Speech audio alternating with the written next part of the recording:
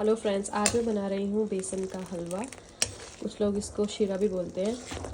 आज मेरे बेटे विराज को ठंड लगी हुई है थोड़ी। उसकी नाक बह रही है और उसको खांसी भी हो रही है। तो कहते हैं कि बेसन का हलवा गर्म होता है। इसको रात के इस टाइम में बना रही हूँ। सोने से पहले इसको खिलाऊंगी। और कहते हैं कि इसको रात को ही खिलाना चाहिए और इसके बाद कुछ नहीं खाना पीना चाहिए, पानी कुछ भी नहीं खाना है फिलहाल। तो ये शरीर के अंदर गर्मी लाता है और इससे ठंड दूर होती है। बच्चों के लिए बहुत अच्छा होता है ये। अगर आपके बच्चों को भी सर्दी खांसी जुकाम हो रहा है, क्योंकि ये सीज़न तो ऐसा ही है, जो जाती और आती हुई ठंड होती है वो नुकसान देती है बच्चों को भी और बड़ों को भी।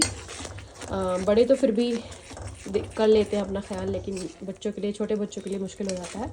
तो मैं बना रही हूँ अपने बेटे के लिए हलवा और उसे खिलाऊंगी।